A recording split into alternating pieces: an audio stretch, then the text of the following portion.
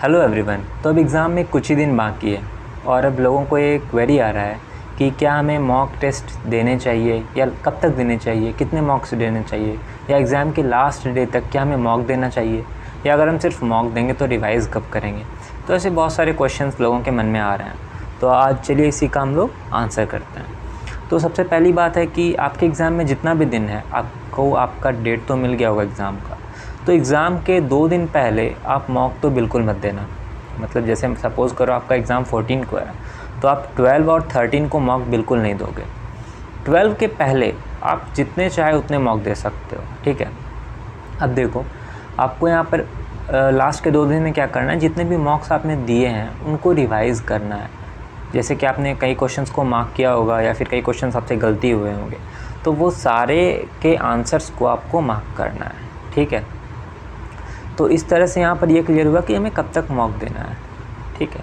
और लास्ट के 2 दिन में आपको कुछ भी नया नहीं पढ़ना है, या फिर अभी जितने भी दिन बचे हुए हैं अब आपको नया कुछ भी नहीं पढ़ना है।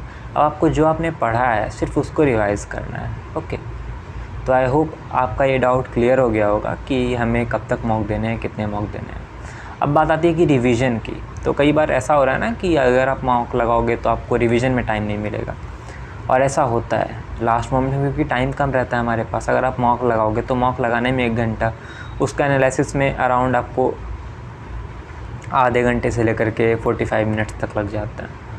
तो इससे क्या होता है, एक बार आपका रिवीजन हैम्पर हो जाएगा। तो जब भी कभी आपको ऐसा लगे कि मॉक्स में नंबर नहीं बढ़ रहे हैं और अब मुझे रिवीजन की ज़रूरत है, तो उसी टाइम पे मॉक लगाना बंद कर दो, ठीक है। और सिर्फ रिवीजन पे फोकस करो। वो एक पॉइंट आपका आएगा और वहाँ पर आपको फिर लगेगा कि मैं मॉक लगाऊं या रिवीजन करूं, तो वहाँ पर सिंपल सा सॉल्यूशन है, रिवीजन को ही चूज़ करना है, क्योंकि रिवीजन ही आपको एग्ज़ाम में हेल्प करेगा, ओके।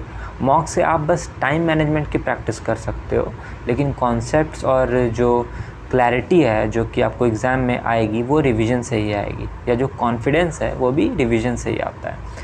तो इसीलिए आपको आई होप अब क्लियर हो गया हो कि हमें मॉक कब करना है, यानी मॉक कब लगाना है और रिवीजन कब करना है। तो इसमें कन्फ्यूजन नहीं होना है और एक अच्छा डिसीजन लेना है। तो आई होप आपको सारे सॉल्यूशंस मिल गए होंगे। So wish you all the very best. Thanks for watching. Bye.